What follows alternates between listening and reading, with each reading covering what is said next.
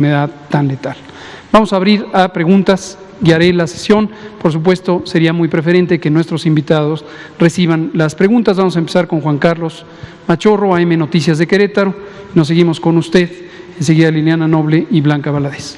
Por favor. Sí, buenas noches. Juan Carlos Machorro, AM de Querétaro.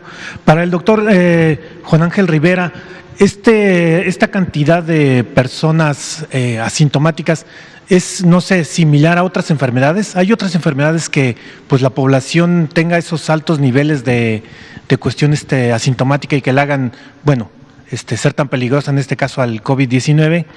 Y segunda, de los datos que usted presentó, sabiendo que son preliminares como nos ha aclarado, pues valga la redundancia, ¿no aplica ya esta famosa cuestión que hicieron los países nórdicos de inmunidad del rebaño? O sea, ¿qué tanto esto con la preliminar que usted nos ha dicho, pues puede funcionar, no puede funcionar, o en este caso nuestras características poblacionales nos hace descartar una posibilidad de ese tipo? Gracias. Gracias. Con su permiso, Hugo.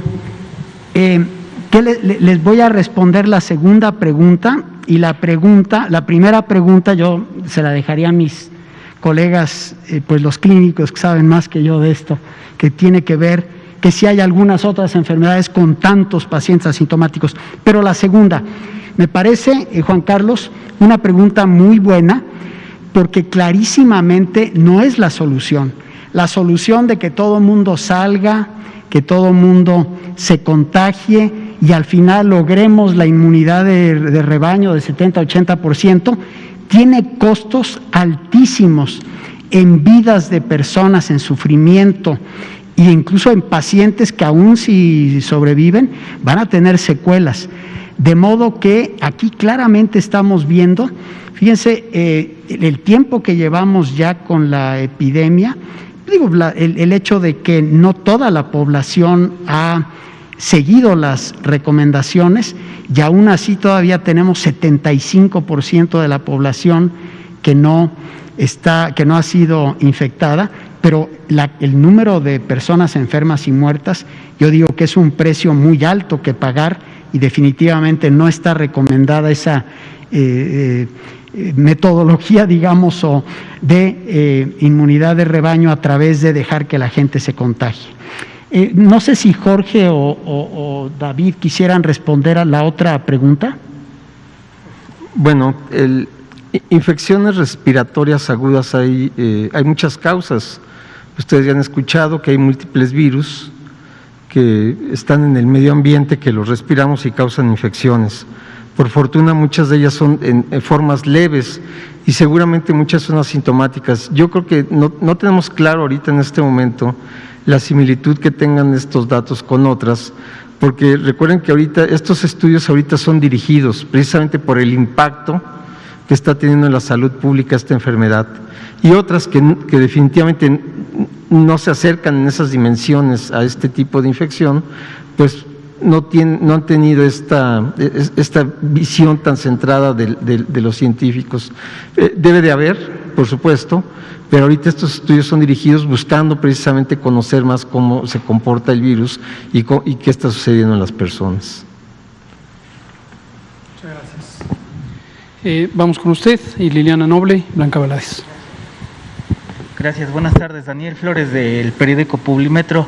Respecto a la vacuna, si me pudieran responder, por favor, ¿qué tan homologados están los criterios para la aplicación de vacunas aquí en México previo a estas dosis, teniendo en cuenta que en Estados Unidos será a partir de los 16 años y aquí en México a partir de los 18?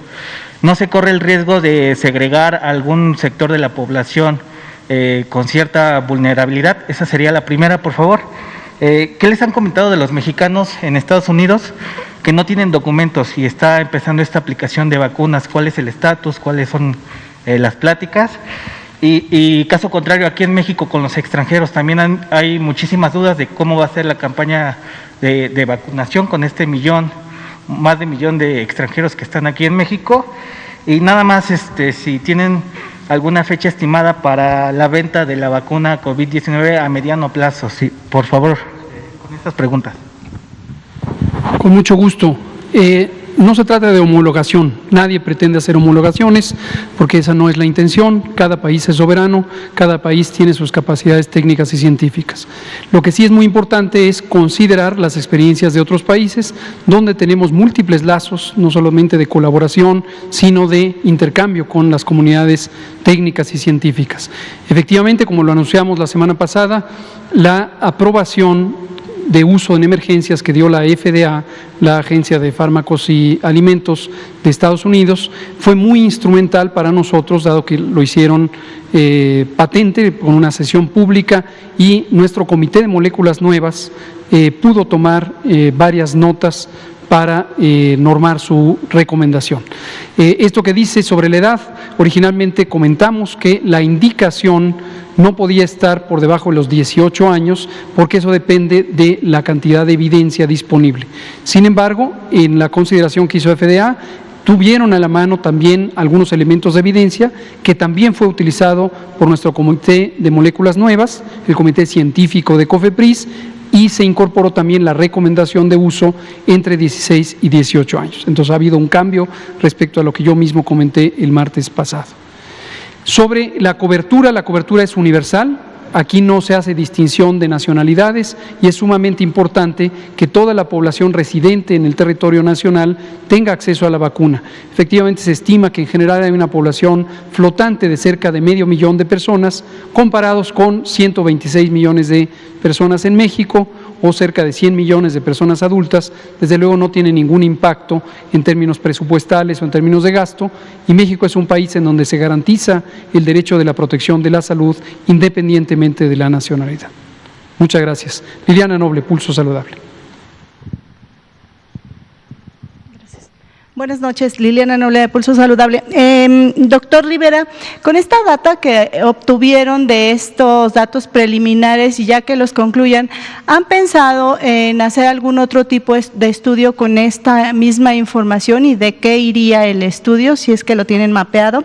Y para el doctor David Kersenovich o doctor Jorge Salas, me da mucho gusto verlos y que estén muy bien, me gustaría saber si con la experiencia que tienen en el campo de batalla, por llamarlo así, ¿se sabe o tienen alguna hipótesis de por qué algunas personas son asintomáticas? Gracias. Sí, empiezo entonces yo con la primera, Liliana, muchas gracias por la pregunta, Liliana. Sí, estamos muy contentos por esta base de datos que tenemos. Lo primero va a ser terminar las determinaciones, pero fíjese que una ventaja que tenemos sobre muchos otros países que hicieron muestras serológicas pero que no iban de la mano con una encuesta como la nuestra, es que, por ejemplo, nosotros podríamos responder a la siguiente pregunta. A ver, de ese 20% con síntomas, ¿qué porcentaje buscó atención médica? ¿Cuál de ese porcentaje fue en instituciones públicas, cuáles en instituciones privadas? Por ejemplo, los asintomáticos, ¿cuáles son las características de esas personas? Imagínense, tenemos datos de peso, talla, de otras enfermedades. Podríamos ver, por ejemplo, si de los sintomáticos a los que peor les fue, pues es aquellos que tienen diabetes, hipertensión, obesidad, en fin. Tenemos muchísimas preguntas en mente que vamos a hacer una vez que tengamos la base de datos, que espero la tengamos ya en enero, y además pues esas bases de datos después van a ser públicas para que otros colegas las puedan explotar. En relación a su otra pregunta de por qué algunas personas contraen la enfermedad más fácilmente que otras, hay varios hechos muy interesantes. Uno de observación clínica es que, por ejemplo, pacientes que tienen enfermedades como lupus eritematoso o trastornos de inmunodeficiencia parecen no tener el mismo riesgo que otras poblaciones. Y la razón es porque tienen activado su sistema inmune de por sí y eso les confiere cierta protección. Y mucho más recientemente, la semana pasada, salió una publicación en Nature en la cual se demuestra que existen distintos tipos de polimorfismos genéticos en la población. Por ejemplo, uno de ellos tiene que ver con el interferón, que es un mecanismo de defensa. Entonces, aunque somos iguales, no necesariamente respondemos de la misma manera. Y tercero, hay estudios ahora en gemelos, en los cuales los gemelos, aunque tienen las mismas características, uno puede contraer la enfermedad y el otro no, a pesar de vivir en un mismo ambiente. Y eso demuestra que puede haber cambios epigenéticos asociados que confieren mayor o menor susceptibilidad. Y el último, pues son las comorbilidades, que juegan un papel muy importante en por qué una persona puede ser más susceptible que otra persona. Muchas gracias. Blanca Valadez, Milenio. Buenas tardes a todos. Preguntarles, ¿tienen un promedio de cuántas personas una persona asintomática puede contagiar al resto de las personas que lo rodean en su trabajo, en su familia? Más o menos, ¿cuál es el promedio de contagios que tiene una persona asintomática? Si los dos directores de los institutos nos pueden informar si tienen casos de reinfecciones, si actualmente están analizando eso, y si nos pueden explicar ahorita, yo sé que están saturados los institutos, ¿cuál es la diferencia de la primera hora a esta? ¿Cómo están llegando los pacientes? Están llegando mucho más graves, comentaba usted, pero exactamente ahorita, ¿qué es lo que están viendo que los está preocupando más? También sí me pueden aclarar, medir IgG, la proteína N, a diferencia de la proteína S, yo sé que es una cosa muy científica, pero sé que el virus entra a la proteína S y es cuando llega a todas las células. Entonces, si medir la N, ¿qué nos reflejaría? Y la proteína S, ¿qué nos reflejaría? Y en el caso de los institutos, sí, por favor, si hay casos de reinfección y la situación actual que están viviendo, con cuánto personal, cuántas personas están en camas, intubados, si nos pueden dar esos datos que demuestra que finalmente estamos en una situación de alerta. Gracias. No sé si quieren empezar alguien. A ver, muy brevemente y puntual por tiempo, contestaré. En el caso del INER, al día de hoy tenemos 170 pacientes hospitalizados y de ellos están 105 intubados. Esa es una gran terapia intensiva, obviamente son casos muy graves. Nosotros les hacemos todo el estudio viral, no solo se determina SARS-CoV-2, sino otros virus, influenza y otros, y básicamente eso es lo que hemos encontrado. No hemos encontrado mezclas de otros virus. Prácticamente todos, hasta este momento, son de primera infección, o sea, no tenemos casos reportados de que estén en una segunda infección. Y lo que hemos estado viendo también en esta nueva etapa de casos es que prácticamente de los casos que estamos viendo es ya de todos los grupos de población, un poco como lo mostró el doctor Rivera, quizá en la primera ocasión que en extremos de la vida o más jóvenes estaban un poco más encerrados, eran en poblaciones de 50, 40, 50 años, algunos de 60, y ahora prácticamente estamos viendo una hospitalización de todos los grupos de edad. Seguramente es multifactorial, puede ser más movilización, puede ser que algunos salen y traen, como lo mostraban, ya sea de manera asintomática o enfermos y se hace el contagio en el núcleo familiar, porque sí estamos viendo familias completas enfermas. Sí, un comentario breve. Yo estoy de acuerdo con el doctor Salas y coherente con el mensaje que hemos tratado de dar hoy en la noche, es que esta nueva elevación de casos ocurre en momentos en donde podemos esperar mayores infecciones virales, sean o no de COVID-19. y por lo tanto mayor necesidad de reforzar las medidas de prevención. Ahora, a diferencia de antes, si alguien tiene gripa no se le ocurre ir a trabajar para no contagiar al resto de las personas. En relación a su primera pregunta de casos de reinfección, y por eso quise hacer esta mención, y lo dijo el doctor Salas, es que puede haber distintos virus que infecten a las personas y necesitamos detectarlas. Y cuando alguien vuelve a salir positivo de COVID-19, lo que estamos haciendo es estudios de secuenciación para ver si es el mismo virus que la persona tuvo en la primera ocasión o es una variante o una mutante distinta. Afortunadamente, los casos de reinfección son pocos. Realmente no son significativos, pero sí son motivos de investigación para ver si estar pendientes de que no pueda haber mutaciones en el virus. ¿Cuántos qué, perdón? Casos de reinfección están investigando.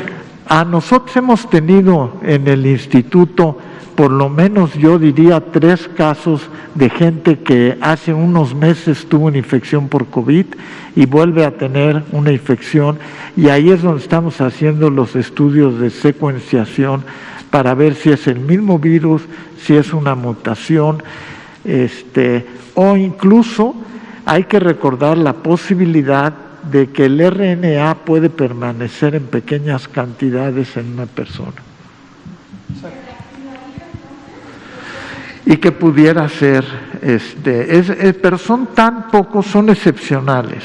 La verdad es que no impactan desde el punto de vista de salud pública, no impactan ese número de casos. Sí, justamente estos 2 elementos, y han salido repetidamente a lo largo de la epidemia, estas inquietudes. Uno es sobre el tema de las posibles segundas infecciones o reinfecciones. Como bien dice el doctor Kersenovich, esto sigue siendo motivo de estudio científico en el mundo entero, no solamente en México, de manera muy alentadora. En México tenemos desde luego científicas y científicos muy competentes, entre otros en los Institutos Nacionales de Salud, que están estudiando este fenómeno. Son un número casi diríamos anecdótico de casos. En realidad no hay una cuenta exhaustiva de segundas infecciones, porque muchas de ellas no existe la evidencia completa de si realmente esta segunda infección, como también dice el doctor Kersenovich, es causada por la misma cepa del virus que ha reactivado, o bien es una nueva exposición al virus. Lo trascendente de esto es suponer que la infección causa inmunidad, pero como decía el doctor Rivera al inicio, al presentar los resultados de la encuesta serológica, todavía no existe certeza científica sobre la duración de la inmunidad, la potencia de la inmunidad y sobre todo la naturaleza de los anticuerpos, si son completamente protectores y neutralizantes del virus. Las implicaciones evidentes son la conducta que tiene o la dinámica que tiene la propia epidemia en términos de la famosa inmunidad de rebaño. Hago un paréntesis para aclarar, ningún país del mundo, estimado Juan Carlos Machorro de AM Noticias, ningún país del mundo, ningún país, incluido Suecia, a quien al principio se le atribuyó la idea de que el gobierno de Suecia había determinado utilizar el mecanismo de inmunidad de rebaño para el control epidémico espontáneo. No fue el caso ni del gobierno de Suecia, tampoco el gobierno británico y tampoco el de México, que también hemos recibido difamación al respecto. La inmunidad de rebaño es una condición natural que se da en todas las enfermedades infecciosas epidémicas y es una situación que se va a dar tarde o temprano, ya sea por inmunidad natural o por el uso de una vacuna. Ahora, sobre el tema de los asintomáticos, como hemos explicado en otras ocasiones, hay que distinguir asintomáticos, personas que nunca desarrollan síntomas durante todo el periodo en que pudieran tener el virus y hasta el momento en que lo eliminan, de personas presintomáticas, que durante algunos días no tienen todavía síntomas, aunque ya tengan el virus, y posteriormente, generalmente un par de días después de que el virus empieza a ser detectable, empiezan a desarrollar los síntomas. Algunas estimaciones consideran que en general una quinta parte de las personas portadoras del virus son asintomáticas, pero en ese conjunto están mezclados presintomáticos y asintomáticos. Ahora, el significado de la persona asintomática sobre la capacidad de transmitir es motivo todavía de estudio científico en el mundo entero. En el mundo entero. No se conoce con certidumbre cuál es la contribución de las personas asintomáticas en la propagación del virus. En algunas estimaciones que derivan de algunos estudios muy seleccionados en poblaciones cerradas, por ejemplo, casas hogar, asilos para ancianos, algunos enfermos crónicos en unidades de cuidado largo, un estudio famoso que hubo al inicio de la epidemia en uno de los barcos que estuvo atracado en Japón. Son estudios en condiciones muy peculiares de los que se han hecho algunas inferencias sobre el papel de los asintomáticos como posibles transmisores. Y en general se ha considerado que pudieran ser la mitad de eficientes en transmitir con respecto a los sintomáticos. Pero estos estudios, insisto, son en escenarios muy seleccionados, con poblaciones muy sesgadas, por ejemplo, solo adultos mayores, solo personas que viven en una residencia permanente, solo turistas, etcétera, y hacer inferencias para las poblaciones en su conjunto no es adecuado metodológicamente hablando, porque no son las mismas condiciones. Entonces, todavía no se conoce, insisto, la contribución. Es lógico suponer, y esto es lo que se ha considerado por consenso, que al no tener los síntomas, tos o estornudos, tienen menor capacidad de transmitir.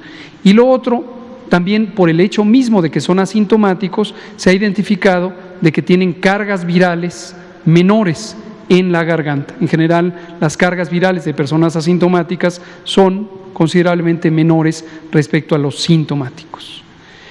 Pues muchas gracias, doctores Rivera, Salas, Kersenovich, por supuesto también a mi colega el doctor Alomía. Consideramos que este mensaje es muy importante, por favor tómenlo en cuenta ustedes que nos escucharon desde su casa, ustedes respetuosamente se los pido a las comunicadoras y comunicadores. Este es el mensaje, es la voz de los Institutos Nacionales de Salud, parte de ellos. En los próximos días va a venir también los colegas del IMSS, el maestro Zoe Robledo, su grupo directivo, a presentar resultados de una encuesta serológica que también condujo el IMSS y que tiene resultados que son compatibles con lo que encontró la ENSANUT. Y también tendremos el privilegio, ojalá, de tener a otros directoras y directores de institutos y de hospitales federales de alta especialidad, el Hospital General de México, la doctora Guadalupe Guerrero, el doctor Octavio Sierra del Hospital Gea González y otros colegas también de los distintos hospitales federales, porque queremos que la población tenga claro el escenario que se ve al interior de los hospitales cuando la epidemia continúa y cuando estos colegas, a quienes apreciamos y respetamos mucho, están haciendo un esfuerzo mayúsculo, no solamente sus directores, sino también todo el personal que está ahí desde que empezó la epidemia y que, como decía el doctor Salas, está ya en un estado de enorme fatiga, de enorme estrés por cuidarnos a todas y a todos. Y les enviamos, como siempre, todo nuestro respeto, cariño y agradecimiento. Aquí terminamos, son las 20:07. Muchas gracias, seguimos.